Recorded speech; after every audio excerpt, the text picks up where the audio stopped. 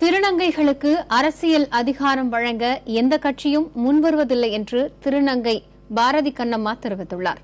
நாடாளுமன்ற தேர்தலின் போது மதுரையில் சுயேட்சையாக போட்டியிட்ட பாரதி கண்ணம்மாவுடன் செய்தியாளர் நரசிம்மன் நடத்திய கலந்துரையாடலை பார்க்கலாம். அதாவது சமூகத்தில் திருநங்கைகளுக்கு எது போன்ற உரிமைகள் வழங்கப்படுகிறது, எது போன்ற உரிமைகள் மறுக்கப்படுகிறது?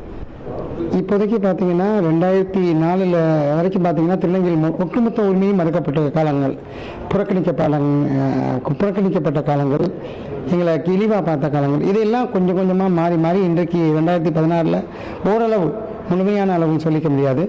எங்களுக்கான உரிமைகள் இப்போ தான் சுப்ரீம் கோர்ட்டில் 2015 ஏப்ரல் 15 சுப்ரீம் கோர்ட் ஒரு ஆர்டர் கொடுத்தாங்க. இவங்கள் 3ஆம் பாலினமாக ஏற்கப்பட வேண்டும். What the eligibility having that OBC community, other backward community என்னென்ன சலுகைகள் இருக்கோ அது இவங்களுக்கும் பொருந்தோம்லாம் சொன்னாங்க. சொன்னதுக்கப்புறம் கொஞ்சம் நாங்கள் மெல்ல வெளியே வர எத்தனிச்சிட்ருக்கோம்.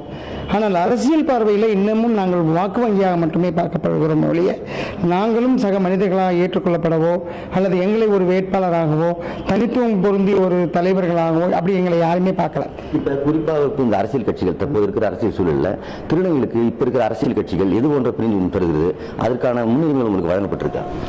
இப்போவும் சொல்கிறேன், இப்போ ஓப்பனாகவே சொல்கிறேன், 2016 சட்டமன்ற தேர்தலில் ரகசியாங்கிறவங்க திமுக கொடுத்தாங்க வேட்புமனு, சுதாங்கிறவங்க சென்னைக்கு கொடுத்தாங்க, ஏஐடிஎம்கே கொடுத்தாங்க, இப்படி ராதிகாங்கிறவங்க தேமுதிக கொடுத்தாங்க.